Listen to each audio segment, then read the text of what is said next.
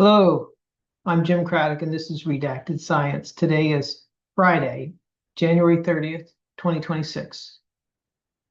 I'm going to begin with a quick symptom update. I think I should have probably been doing this all for all my videos, but I have had a long period of stomach issues, uh, uh, months and months. And then during that, I had leg-related issues most recently. Those have, as of about a week or two ago, significantly let up to where the leg pain stopped, mostly, except for up at the top near the tendons. Still overall weak, but uh, uh, and the bowel issues continued up until the stomach pain stopped. Uh, and I won't go into too much detail. You can find it elsewhere in my ChatGPT logs, but I have experienced some changes there as of yesterday, and I'm considering that we may be at a important moment as the large intestines has already fallen prey to the apoptification, and now the small intestines, I believe, has been hit. I have a couple of working theories. One would be that that will still allow food through pressure to go through. I'm not sure if that's true or not. If not, well, then we'll find out fairly soon. And if so, then I might be in a period that was mentioned in the article where the men uh, celebrated being able to eat and because everything basically went straight through them. But I kind of think that's the phase I just have been through for the last couple months. Uh, so we'll see. I don't know. I would love to have yet another phase other than the alternative. Uh, so that's kind of a brief summary of kind of what's been going on. I did have we're kind of right there in the middle of that transition where the legs stopped hurting and the stomach was kind of being very intensely hurt. I had a headache on about 24 hours. I don't get headaches, so it is worth noting. Uh, the only time I've gotten headaches during all this, I can directly connect it to the rest of the condition as it goes on. So, you're dealing with a lot of different things here. It's very complex. You're talking about the osmolality changes, uh, electrolyte gradients, uh, overall blood volume loss, apoptification of the cells. It's very complex. So. Anyway, that's where we are today. Uh, as for kind of other things that I might wish to comment on, first of all, if this is, one of those, I mean, it's an existential moment. I'll put it that way. Not feeling much pain at all. I'd say level one, kind of abdominal pain, which is, much better. I was probably up to a 4 or 5 a week ago, just constant. It's interesting with this condition. When you have intense pain like that, you can just nobody would know because all your systems that would alert people to it, they don't work the same way anymore. You don't uh, writhe around, you don't sweat from the pain, you don't moan, you just sit there and feel pain. And you can persist and do things that everybody else is doing. Uh, and generally fake it. You may be a little grumpy, but THC helps with that. Uh, general commentary in general. If this is kind of one of those moments where it turns into something serious, uh, I think this is the right time to make a video. First of all, to show you that hey, this close to whatever that moment is. Uh, anybody would think the person was fine. Uh, and that's just how it goes. I noticed as I was going back through, I've been posting a lot of my videos to Odyssey, and I noticed as I was going through them, my facial changes, and it was noted in the article how body shape and facial changes would take place during the different phases. But you can see it as the water kind of leaves my system and then enters back into my system, and you can see how it kind of pulls the tightness of the forehead up, so that I don't have, what you might normally consider normal for somebody that's 56 years old. Uh, and in general, I look like I'm in decent shape. You can't really gain or lose any real fat during all this. My weight has fluctuated about 30 to 40 pounds over the course of the entire 30-year illness, but that's all water weight and electrolytes and being pumped into your muscle fibers at some points and into your epidermal layers and your skin thickening itself is part of that too. So right now I've stabilized. I think I'm right at 159. I've been, between 162 and 159 for quite a long time now. Basically everything's apoptophized, so there is really no, like I said, you can't gain weight. And if all you can do is store a little bit more fluid or not, then the weight doesn't change very much. And I can tell you that when it does change, it's quite dramatic. You'll notice it. It's always a flush. You lose the fluid over a 24-hour period, and you go down like 2 or 3 pounds. Most recently, at the very beginning of this phase 4 years ago, I lost, oh gosh, 20 or 30 pounds in a month, and it was all fluid from polyuria. So anyway, kind of general commentary on the state of the world. I always like to do that because, hey, it's my world too. Bitcoin. Yeah, Bitcoin is kind of stuck around in the 80s. It's down to 82 today. I think we had a little push down, but gold and silver have been doing great until about 12 hours ago or something. I don't know. And now I think silver's down 30% and gold's down. And I will say that it is the largest one-day hit to my portfolio in its history. Not as a percentage, but definitely as an absolute number. But so be it. I have tried to invest for what I see as, whatever comes next, and whatever comes next is going to be asset based. So that's, Bitcoin, energy, gold, I've got a few other things that probably are not going to do me well. Hymns, for example, but maybe they will. I don't know. I really think that we're in the fourth turning, and people should recognize that nothing that you have done in the past is going to compare to the next 24 months of your future, and the 24 months after that are probably going to be at least as dramatic. Between AI and a pedophile president and just the financial system kind of falling apart at the seams on purpose. At this point, from my point of view, I believe they're tearing it down on purpose. So, what are they going to erect? And it's interesting because I see Trump buying bonds, which I mean, I don't know of anybody in the financial world that really recommends bonds besides these fixed income people. I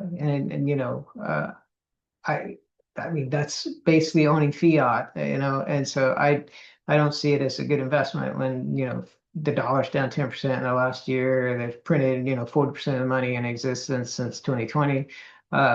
And every country is basically right now saying, oh, let's just start printing and buying as much assets as we can. I mean, that's where we're at, folks. We're at the debasement race. Who can debase faster? And everybody's going to try to do it. and we'll just see where it goes. Because what they want is they want their country's goods sold elsewhere, and they want to own as much of the stuff to make those goods as they can. Uh, so that's where they're going. I just posted an article to Nostr. I don't usually post just general economic articles, but I've been really pissed about home prices in the United States, and so I've been kind of building, and it's also the whole private equity thing and the corporatization thing, and if you go to a restaurant, your food comes from one place, generally Cisco. I don't know if you know that or not, but there's one other company that supplies, and they generally, a lot of these places don't even cook their own food. It's like pre-cooked, and they warm it up for you back there. And I mean, it just we have lost who we are and what we are in order to pump profits and profit margins for people that already have more than enough money. And it's a ridiculous thing. Other than that, I I'm gonna go eat lunch here in a minute, and I don't know if that's a good thing or a bad thing or what.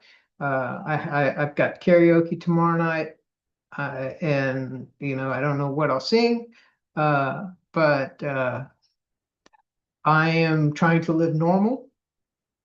It's not always easy. There are moments like today where everything feels normal, but absolutely it is not normal. When you don't feel pain in this condition, that's when you have to worry, because it is very much so the way I put it is that when things are hurting, you know what's hurting and you know what to be concerned about, and you have a focal point for your concern. And when the pain goes away, you basically just feel like there's a roulette wheel spinning, and you're hoping it doesn't hit 00. You don't know what's next. It's going to land on something, and whatever that is, it's going to be uh, probably worse than whatever you just went through. It'll definitely be different. It might be similar, but it'll be different. And it, it and that's where I'm at right now. For the last 24 hours or so, I've hit one of those gaps, and it's quite concerning, because you just don't know. And that's how this condition goes. I have a condition that has been redacted from science. It is called terminal onset diabetes insipidus with candidiasis major. I know that I have this. I gave this to myself to save myself from another condition, from which I would have died, because no one was observing the condition that I did have. And my book is about that. It's about how they redacted it, I think, about what they redacted, about when they studied it, and about how basically the indexes are the key to everything, the indexes in our life. And what's that mean? That means that if you go to a library and you want to get a book, okay, you go to something to look up where to find the book, right? That's the index. All right. Well, what if that index isn't there? And the library is huge. You're never going to find that book. Okay. It might be in there, but you're never going to find it. The same is true for the internet.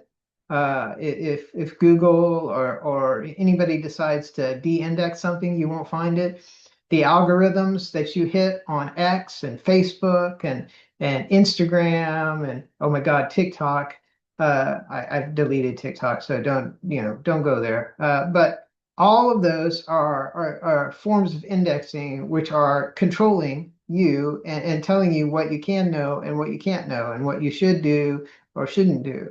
And things like Nostr and Odyssey and Bitcoin, those are sovereign type systems where you get to decide what you're going to do and control. And I think that is the way of the future. I think that the things that you see today, like Cloudbot now, which has been named, what is it called? Mobot. I think that those are going to be huge. as kind of a way to move forward, and they're going to need something to trade, and I think they're going to use electronic currency, and that's most likely to be Bitcoin on the Lightning Network. Uh, I think that people are going to want a social media system that isn't controlled, that isn't corporatized, that it doesn't just full of ads. And I think that Nostr is a first step towards that. I know that it will be improved and things will be changed, but I think that that's, where we're headed. And, who makes profit off of it? I don't care. I don't think I think that the posts pay for themselves. So it would be the way I would put it. Nostra has built in Bitcoin payments, and I think that that is the future. So I think a lot of the systems you see today, a lot of the software you see today, won't exist in 10 years. It's being replaced by AI agents, by decentralization, and I think that that will be a better world. I think that it'll be a world with less people in it, and a lot of problems between now and then. But I think we get there. So, my son is 19 years old, and so, 15 years, he'll only be 35, 34. And I mean, that's a young man in a new world, and I have only the best of hopes for him. And you. I won't be here. Very sure of that. I think if there's anything else that I want to add. I I have really lost respect for democracy, capitalism, and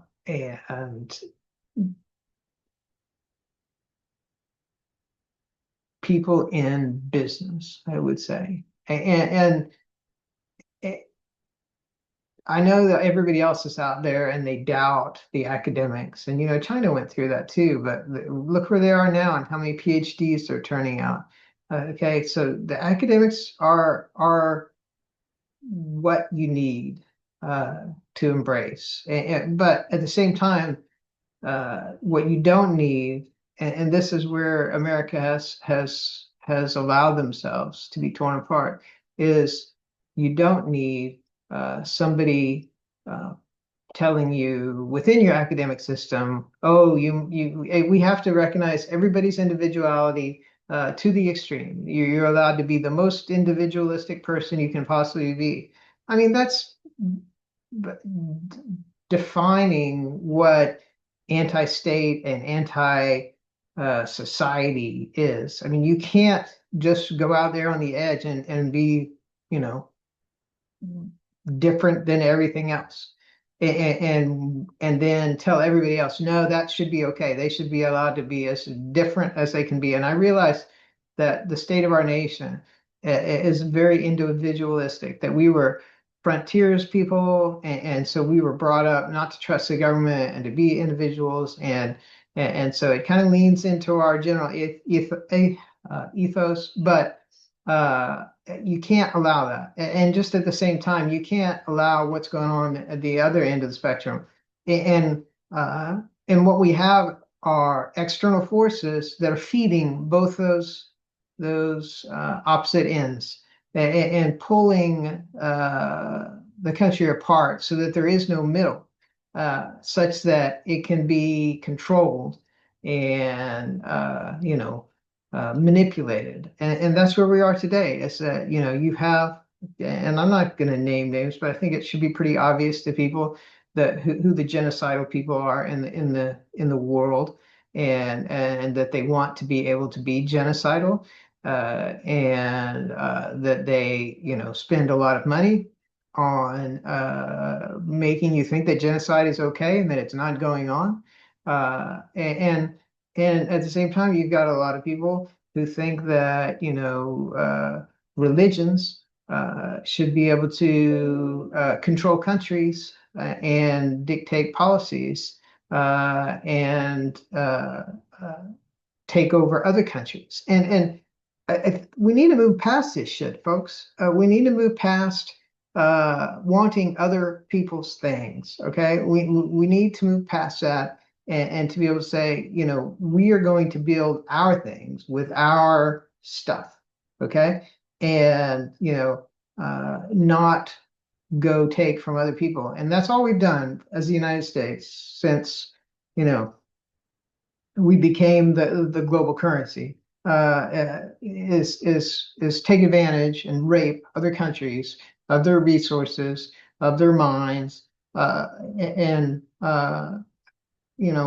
we haven't been good. And the PE people out there that are buying veterinarians and roofers and air conditioning companies and other small businesses, and then basically gutting them and raising prices and changing the service requirements and everything like that just so they can make a buck. Okay, that's not capitalism. That's greed. That's greed. Those people had a great business. It was doing fine, and somebody else comes in and they just turn the screws on everybody they can. And that's what capitalism, late stage capitalism, is about. It's about screwing whoever you can, whenever you can, however much you can. And I think that you see that at the billionaire level, literally, physically, and it's disgusting.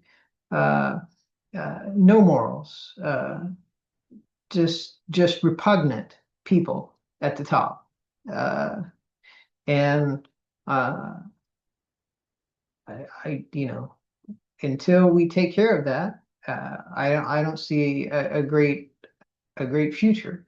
What I do see is a declining population because everybody isn't really needed anymore, and those people have all the money at the top, so they're like, well, those people are just liabilities on the balance sheet. Let's do whatever we can to get rid of them. If that means deport them, deport them. If that means take away their jobs, take away their jobs, and take away their health care. And I will say, healthcare is, I'm in the healthcare industry, and I will tell you that healthcare could be a great thing. Okay, but what we have is sick care. What we have is kind of care that is either insufficient or unaffordable. That's where we're basically at: insufficient care or unaffordable care. And as science advances, we invent all these really cool things that are really freaking expensive that nobody can really afford to pay for. I mean, $3 million to cure someone with gene editing of sickle cell. Okay, that's not affordable. Like, as a country, like, as a nobody, we cannot afford that. We have a solution that is unaffordable, except for somebody who is super elite that could go buy that. And so what you've got is a medical system that will cater to the super elite, and everybody else is just going to get whatever's left over. And at the same time, they're cutting. To just today, an article came out about my employer. How our budget is short, and it's totally due to governmental moves at the federal and state level, where they've come in and tried to take money away, privatize services, deny services, etc. So I don't know. That's all I've got today. I think I'll be doing daily updates for a while, and we'll just see how it goes. This is Jim Crowder with Redacted Science.